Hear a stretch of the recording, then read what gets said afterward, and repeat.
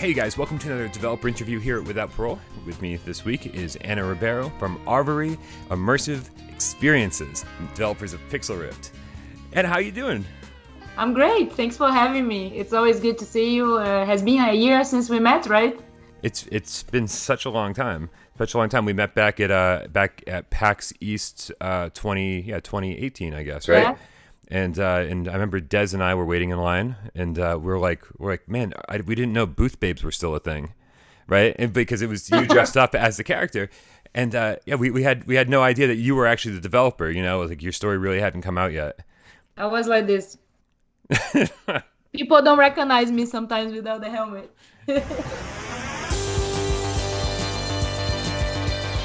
The story of Pixel Rift must be so long, but I feel like it begins a really, really long time ago. Like back when, you were a kid playing games. Obviously, there's so many retro influences or references in your game.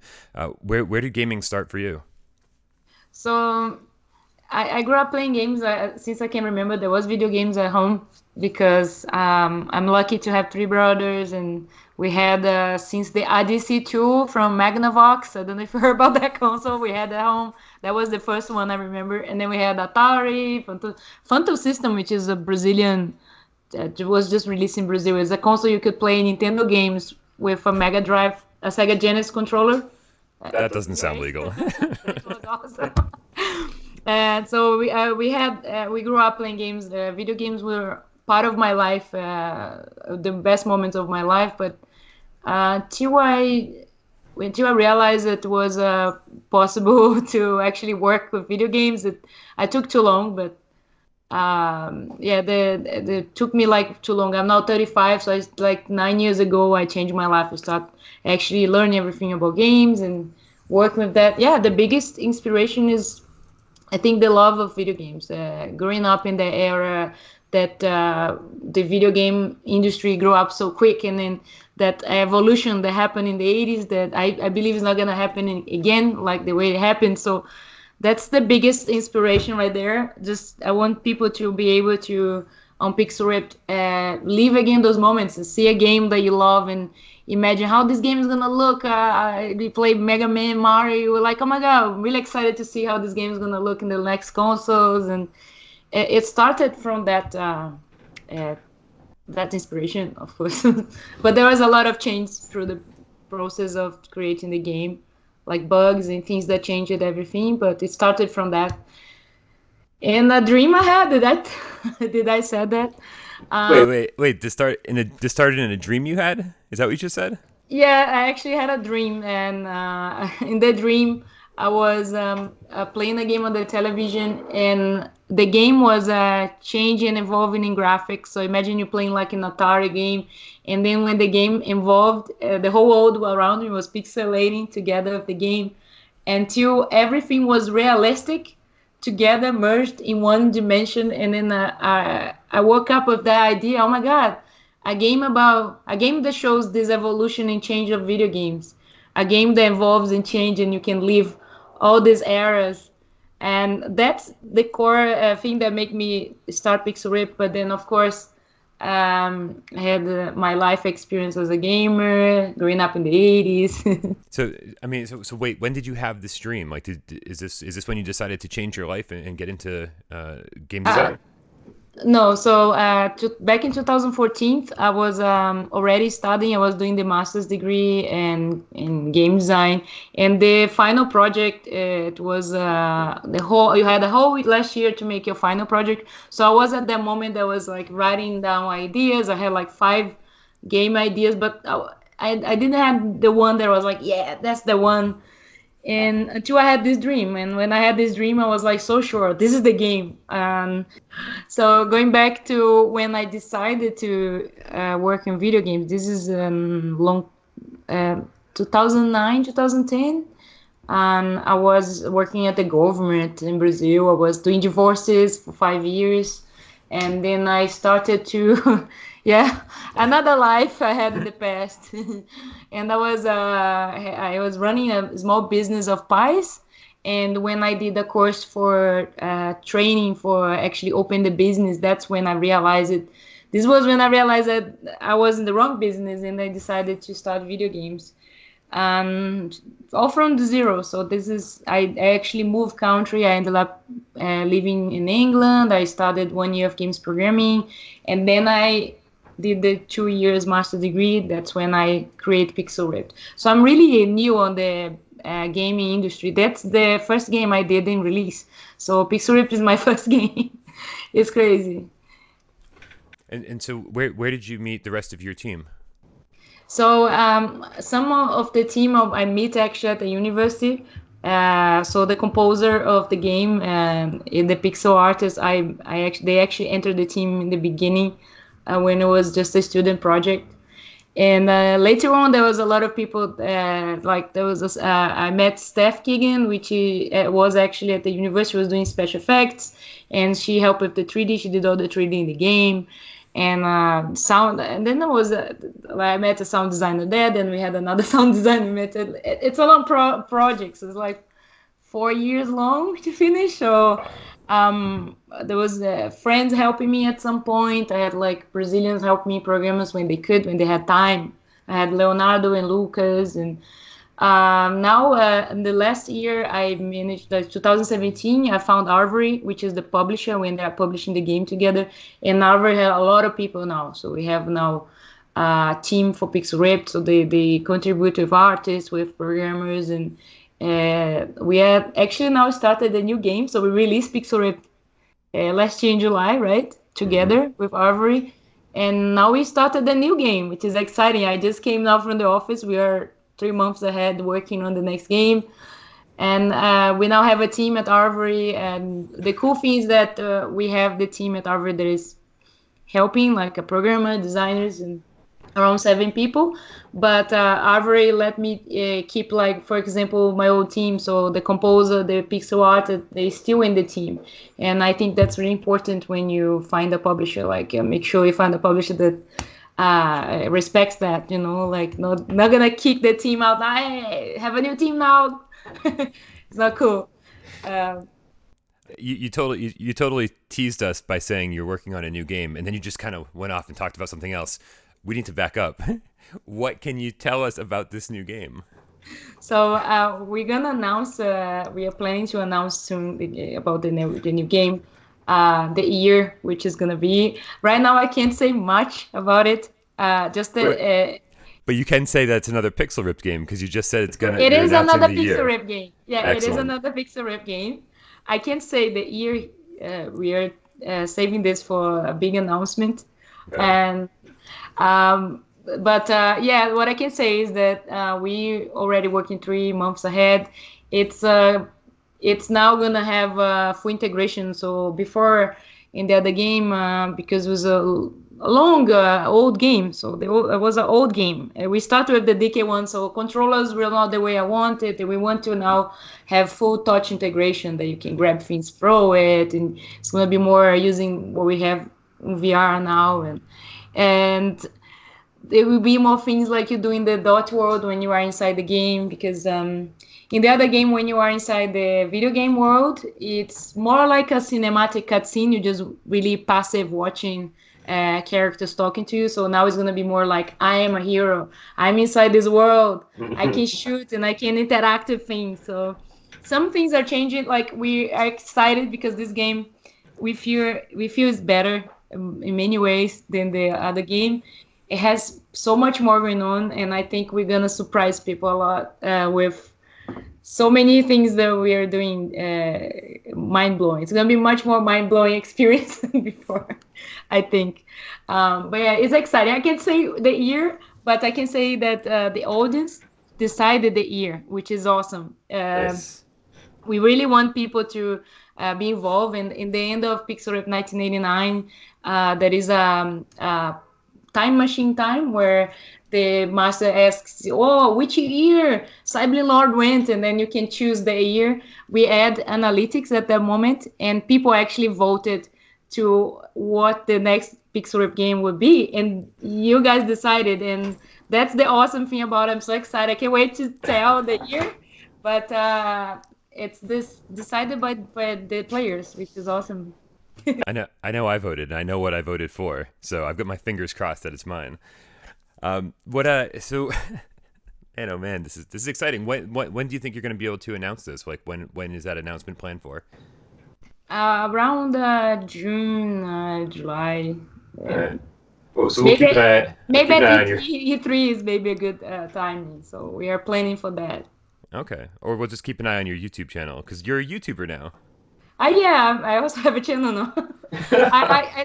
I don't have much time to spend on it. I'm doing it as a hobby, but because I still have to focus on Pixel Rep, right? But Right. try at least every week post a video.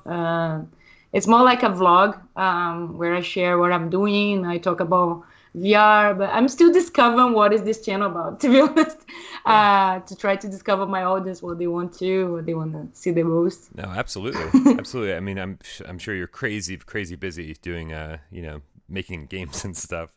But I've got to ask, like, so I feel like if VR wasn't a thing, right? Like if we had just like, if you said, oh, I'm going to make video games for a living and VR didn't exist, and you're like, I'm just going to be the small independent developer and I'm going to make this game about, playing retro games in like a world. And like, do you think, and this is a pretty obscure question, but do you think that Pixel Rip would have gotten the attention that it got if VR didn't exist and it was just another indie game? I don't think it would get. I would be able to get attention. There is so many games out there, and not just the fact that there's a lot of games coming out on Steam, on mobile, on PC, but also I think Pixel Rip without VR it just doesn't it doesn't have the same impact. It's not. This game was made for VR, and without the VR experience, many layers that are so important for this experience wouldn't be there. Like the thing people love the most is when they play the game. Is they tell me like, "Wow, I thought I was there. I remember like being a kid." And that feeling of being transported to the past and actually remember your memories as a kid, as a gamer, and that's what people love the most. That's when people like get really excited, and and that feeling wouldn't be there. Not as strong if you're playing on a PC or in a screen that you're not actually inside that world.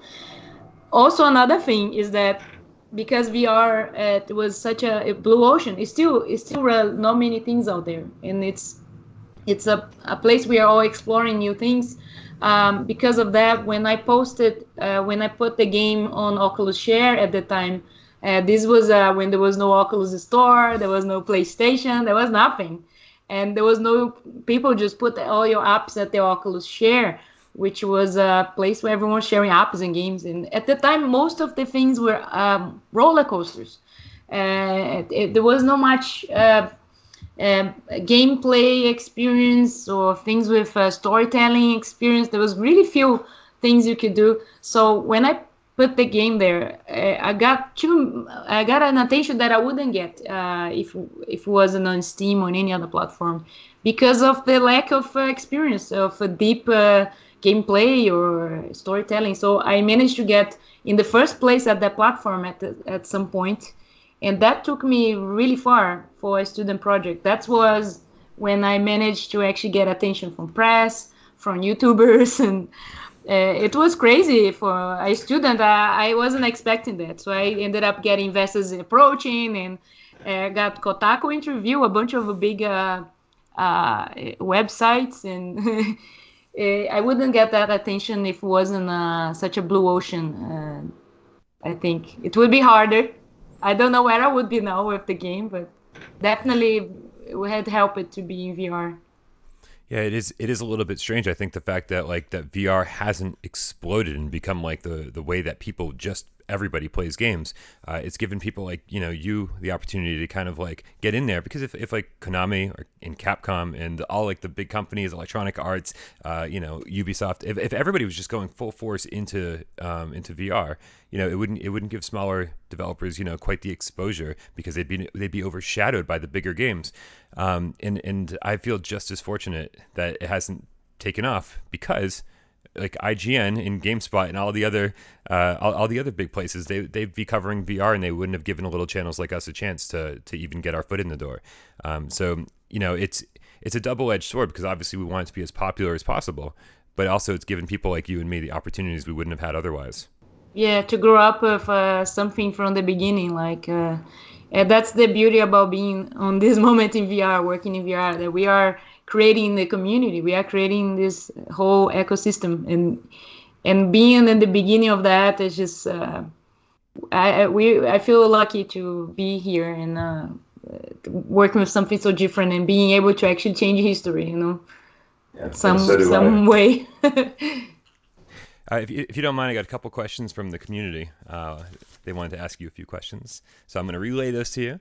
So Mr. Sonic asked from our community. He said, what was it like growing up as a girl gamer? Did you have to deal with the whole girls can't play video games nonsense? Yes. Oh my God. Oh, you have to be so good all the time. I had to fight so much for my place because on my family specifically, I have three brothers, right? And we used to go for a summer holiday in a place where all my cousins would be there, and I had like nine cousins or more. It was crazy. I was the only girl in this whole place, and I remember like they never let me play with them. It was really hard. And it was so boring. I would play alone with my dolls. It was like it's so boring alone. And they're all having fun, running around.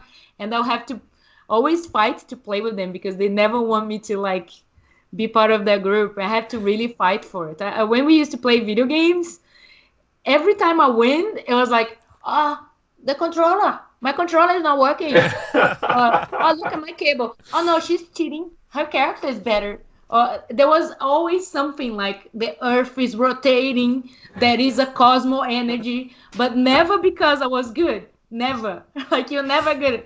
If you won, it's because something happened. Of course. I don't know why it's so bad to lose for a girl. It's like I felt like it was like embarrassing for them. It was like worse than lose for an animal. I don't know. Like it felt like the worst thing for a boy was to lose for me, and I felt like they had such a hard time. I had to prove myself so badly, like, but it was, I think it was good for me, and it kind of helped me to become what I am now and make me stronger, I guess. But yeah, I think I grew up a little bit like trying to prove always my place with the boys. And I remember really a funny thing that happened later on is I was always trying to prove to my parents, I can do it too. And I realized my father was actually asking me to carry a lot of heavy stuff and all my brothers because I was always like, yes, I can do it. I can carry it. And he would come like with those big barrels of water. And then he was like, hey, Anna, come help me to carry. I was like, yes, I can do it. And then like, when I grew up, I realized, wait a minute, I've been used here. But it's so funny. It's yeah, it was I think it was a big inspiration for Pixel Rip too, because it was always really hard to play games because I had to always be hiding, or I remember my oldest brother had the video games, so I had to always be playing before he comes, and it yeah, it definitely put some inspiration there for sure. I talk a lot. I start to remember things, and I'm going talking, and it never ends. No, I'm thrilled. Like, like I any insight to your life, I think, tells us a lot about Pixel Rip, to be honest with you. But I kind of want to go off on a tangent. Like Mr. Sonic started us off in an interesting place, but I want to go off on a tangent and say, obviously, our industry has grown up quite a bit since you and I were kids. But like, are you still finding that the industry, like from gamers to developers, like to publishers, is it still like, are you still finding it to be like a male dominated industry? It is it is growing, especially on the programming side. Like I don't see many women programmers. That is, it's growing, but like for example, on the VR industry, I probably know well 2 or 3 women that are actually working on that. Like that, I actually had the chance to maybe work together or. there is not many, but I think that it's gonna change with the next generations. It's not gonna be something really quick. But there is like a there's even girls now. There's a YouTuber girl, really good. She's 9 years old. She programs her own games and she shares the playing her own games she created in VR. It's just amazing. Wow. Yeah, we should put the link for her channel here. We should. Do you know the name of it? Yeah, I'm gonna send you the link All right. later. Link in the description. Check it out. Link Ready on to the go. description. Check it out. This girl is awesome, and there is many girls like that. This new generation, I think that's when things will really change. Because right now, I see many people doing, oh, let's do a women in VR events or women in gaming, and you have these meetups. But it's good to get together every woman that is working in the industry, so we're stronger. But it's not gonna change the women right now that have their careers already. The way to change that is to show those girls, look, we are doing games. So more women doing good games and be involved and showing to these girls, look, I can be, so they can think and look ahead. And,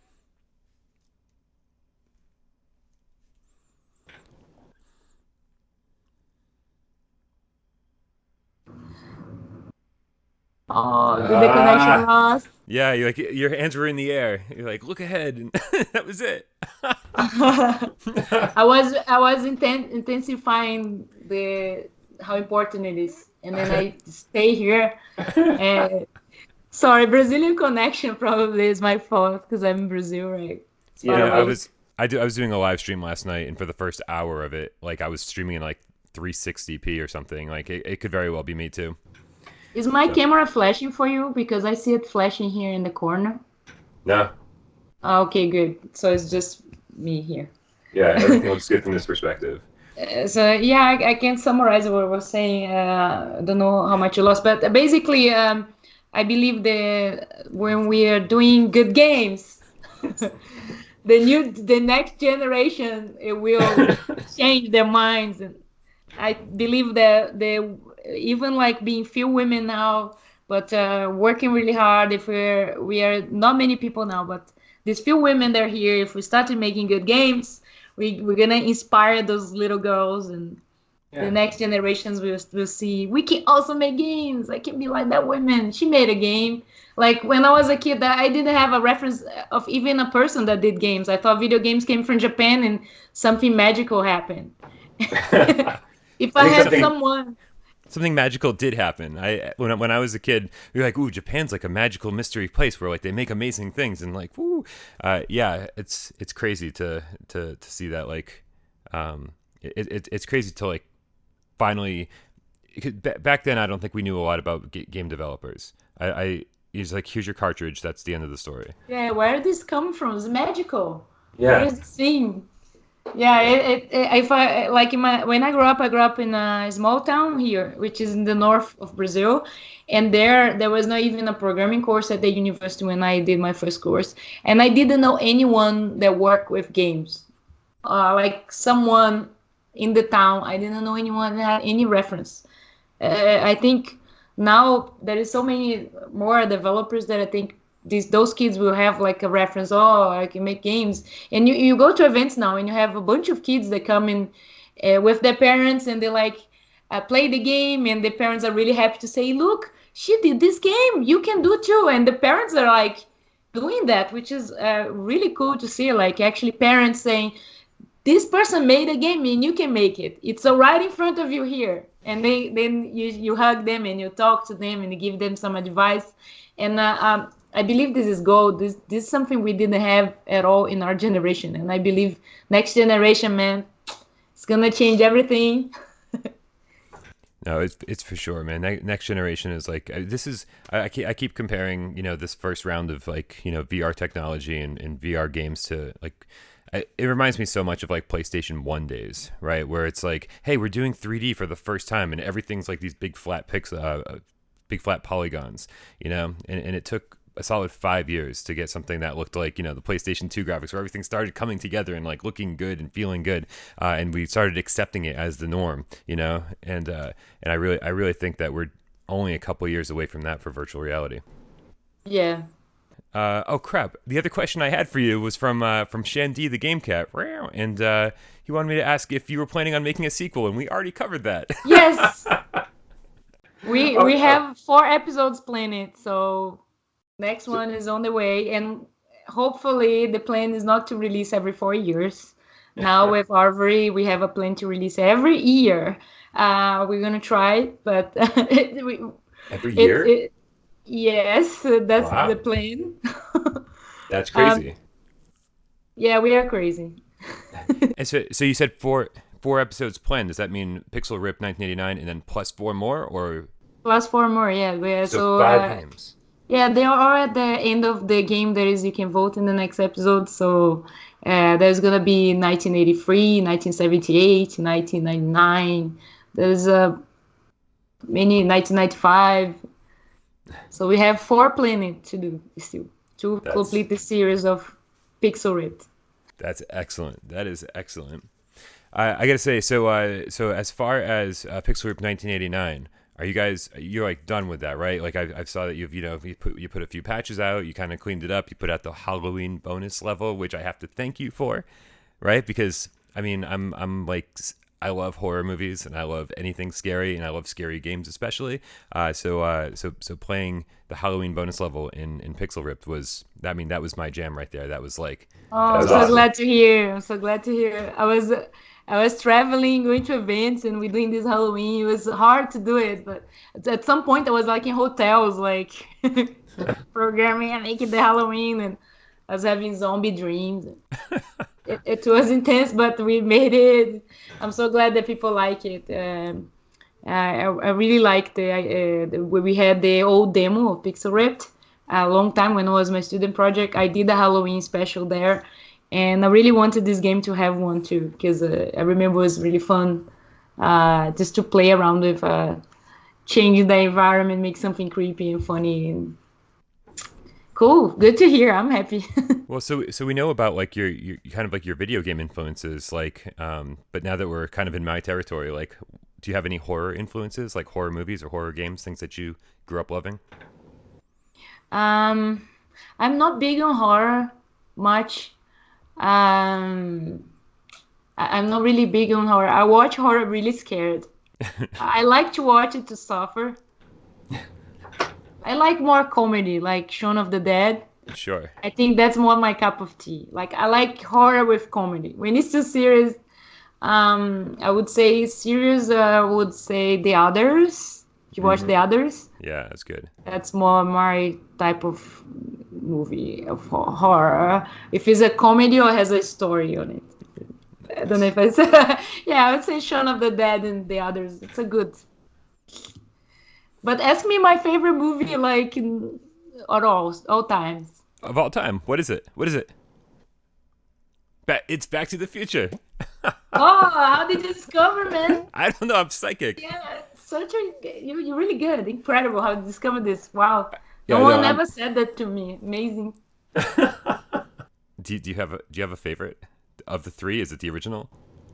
I love the first one. I would like to say the third one because I think it's really good too, and many people don't like it. But it's still the first one. I think I the one I watch the most, and I can watch many times, and just or maybe all the three together. That's better than one of like getting watch all the three together is just amazing experience. Like better than watching just one. And it's just. So you're saying my favorite is the 5-hour trilogy.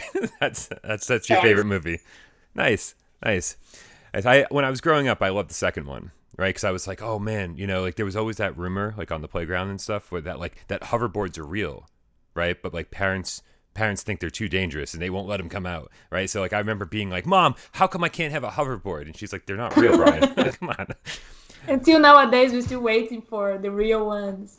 We're still waiting for hoverboards. We're waiting for flying cars. We're waiting for the Jaws thing to come out of the movie theater. Yeah. But yeah, it was a great look at the future, though. We were really optimistic about what was going to happen. But here we go. They didn't say a word about virtual reality, and here it is. Yeah. Right. So maybe we're gonna have all this experience in VR, and that's the future. Maybe. I don't know. I just want to say thank you for making Pixel Ripped. I think there's a very specific demographic that this game speaks to on like a personal level, considering that, you know, all of us like VR, right? That's why we're all here. But there's obviously a group of us that are like just retro gamers that like got pushed into the future because of VR, and somehow your game connects all those people together. So I just want to say thank you so much for making that game and continuing the franchise. We really can't wait to see what's next. Thank you. I should be the one saying thank you, because for me, making a game without people playing would be no meaning like at all. And I'm really thankful for everyone that has been playing the game and all the support people have been giving. It's living a dream. It's more than I could ever ask for in a first game release, right? I want to see people playing, people enjoying. Making this game without you guys, it's no point at all, right? So I'm really thankful. Excellent. Well, hopefully everyone goes and picks it up. It won the best use of VR category in our 2018 award show, which you graciously provided a Thank you so award. much for that. Thank you. I feel really honored. Thank you so much. And sending a hug from the team. Julia, you met Julia, right, last year? So I was telling Julia, hey, I'm gonna see them again, and she was like, oh, send them a hug. Yeah, I told the team we were going to see you, and they all sending a big hug. And yeah, I'm excited to maybe next to come with a big announcement, and definitely sending you email and trying to see if you're at E3 and we can show you special stuff. Nice. I like special stuff. Well, make sure you keep us posted. We're very, very much looking forward to see what you do next. Anna, thanks for spending time with us today. We'll stay in touch, and looking forward to hearing from you soon. Right. See you guys. Thank you, and yeah, have a great day. I'm looking forward for the next things we do together. Absolutely. Bye. Bye. All right, you guys. So that does it for another developer interview here Without Parole. I want to thank Anna and the entire team over at Arvore for, of course, spending time with us today and talking about Pixel Ripped, but also for making Pixel Ripped. It's such a unique, interesting, retro VR game that is just like nothing else we have on PlayStation VR. I also want to apologize because obviously there were some connection issues during the Skype call. It cut out more than once, so this is going to be a little bit of a rough edit, a rough interview to chop together. So hopefully it's not too difficult to watch, and obviously we'll do our absolute best to get all those issues sorted out before next week's interview. So that's it. Make sure you come back next Saturday for another developer interview here at Without Parole. And as always, I'm Brian Paul, and I love you all. Should I put my helmet and leave? Bye. Bye. Like Samus from Metroid, okay? Look. Yeah. Nice. Bye.